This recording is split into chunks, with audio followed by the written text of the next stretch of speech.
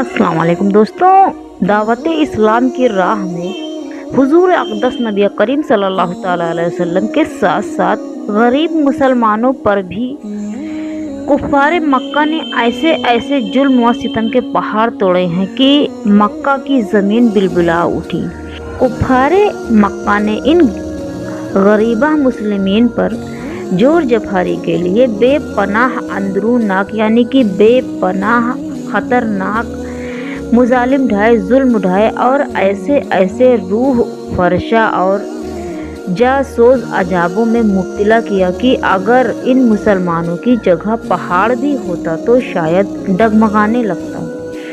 सहराए अरब की तेज़ धूप में जबकि वहाँ की रेत के ज़र्रात तंदूर की तरह गर्म हो जाते हैं। ये तो सभी को पता होगा कि रेत धूप में कितनी ही गर्म होती है।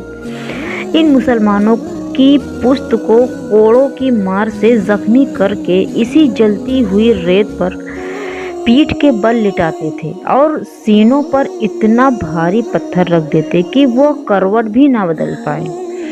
लोहे को आग में गर्म करके उससे इन मुसलमानों को दागते थे यानी जलाते थे। अस्तगफिरुल्लाह। पानी में इस कदर डुबकियां देते थे कि इनका दम घुटने लगता। चटाइयों में इन मुसलमानों को लपेटकर इनकी नाकों में धुआं देते थे जिससे इनको सांस लेना मुश्किल हो जाता था और कर्ब व बेचैनी से बदहवाश हो जाते थे, मतलब बेहोश हो जाते थे तकलीफ की वजह से।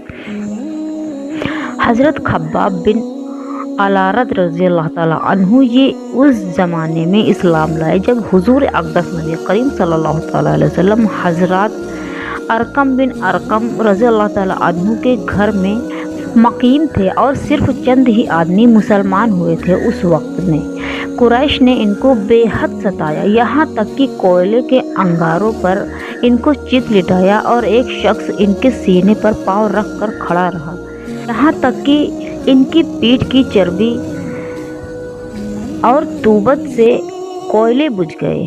बरसों के बाद हज़रत खब्बाब रज़ी अल्लाह ताला अन्हु ने ये वाक़या हज़रत अमीरुल मोमिनीन उमर रज़ी अल्लाह ताला अन्हु के सामने बयान किया तो अपनी पीठ खोल कर दिखाई। पूरी पीठ पर सफ़ेद सफ़ेद दाग धब्बे पड़े हुए थे। इस इबरतनाक मंजर को देखकर हज़रत उमर रज़ी अल्लाह ताला अन्हु का दिल भर आया और वो रो पड़े। हज़रत बिलाल रज़ी अल्लाह ताला अन्हु जो उमैया बिन खल्फ काफिर के ग़ुलाम थे, आप उनकी गर्दन में रस्सी बांधकर कूचे कूचे बाज़ार बाज़ार गली गली में मतलब इनको घसीटा जाता था। इनकी पीठ पर लाठियाँ बरसाई जाती थीं और ठीक दोपहर के वक्त तेज़ धूप में गरम गरम रेत पर इनको लिटाकर इतना भारी पत्थर इनकी छाती पर रख दिया जाता था कि इनकी ज़बान बाहर निकल आती थी। उमैया काफिर कहता कि इस्लाम से बाज आ जाओ। हज़रत बिलाल रज़ी अल्लाह ताला अन्हु से उमैया काफिर कहता कि इस्लाम से बाज आ जाओ वरना इसी तरह घुट घुट कर मर जाओगे। मगर इस हाल में भी हज़रत बिलाल रज़ी अल्लाह ताला अन्हु की पेशानी पर बल नहीं आता था, बल्कि ज़ोर ज़ोर से आप कहते थे अहद अहद का नारा लगाते थे आप और बुलंद आवाज़ से कहते थे कि खुदा एक है, खुदा एक है। ये थे मुसलमान उस ज़माने के और एक आज के मुसलमान हैं जिनको ये पता ही नहीं है कि मुसलमान का मतलब क्या है।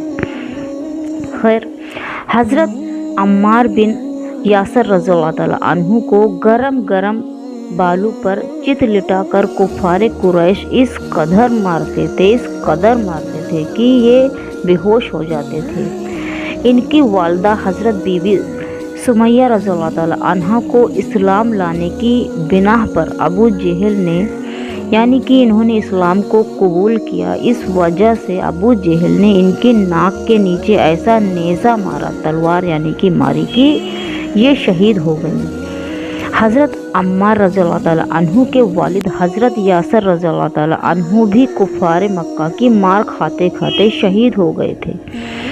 حضرت صاحب رومی رضی اللہ تعالیٰ عنہ کو کفار مکہ اس قدر اس طرح کی اذیت دیتے، ایسی مارتے تھے کہ یہ گھنٹوں بے ہوش رہتے تھے۔ جب یہ ہجرت کرنے لگے یعنی کہ یہ جانے لگے تو کفار مکہ نے کہا کہ تم اپنا سارا مال و سامان یہاں چھوڑ کر مدینے جا سکتے ہو، تو آپ خوشی خوشی دنیا کی دولت پر لات مار کر اپنی تمام متاع ایمان کو ساتھ لے کر مدینہ چلے گئے تھے۔ آپ حضرت ابو فقیہ رضی اللہ تعالیٰ عنہ صفوان بن امیہ کافر کے غلام تھے آپ، اور حضرت بلال رضی اللہ تعالیٰ عنہ کے ساتھ میں ہی انہوں نے اسلام کو قبول کیا تھا اور آپ مسلمان ہو گئے تھے۔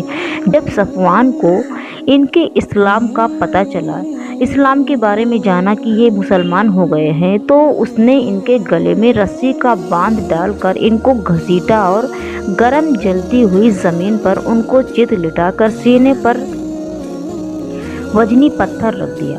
جب ان کو کفار گھسیٹ کر لے جا رہے تھے تو راستے میں اتفاق سے ایک استغفر اللہ، میں توبہ کرتی ہوں کہ مجھے یہ الفاظ نکالنا پڑ رہا ہے کیونکہ آپ لوگوں کو میں بتانا چاہتی ہوں کہ مسلمانوں پر کس قدر طعنہ کشی ہوتی تھی اور کس قدر ظلم کیے جاتے تھے اسلام کے لیے، اسی اسلام کے لیے جس کو آج لوگ سمجھتے نہیں، ایک مذاق بنا کے رکھ دیا ہے۔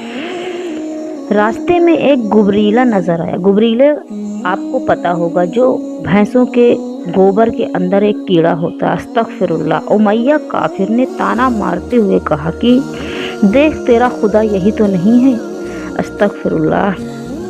ابو فقیہ رضی اللہ تعالیٰ عنہ نے فرمایا کہ اے کافر کے بچے، خاموش، میرا اور تیرا خدا اللہ ہے۔ یہ سن کر امیہ کافر غضبناک ہو گیا، یعنی کہ بہت ہی زیادہ غصے میں آیا اور غصے سے اس زور سے ان کا گلا گھونٹا کہ وہ بے ہوش ہو گیا اور لوگوں نے سمجھا کہ ان کا دم نکل گیا ہے۔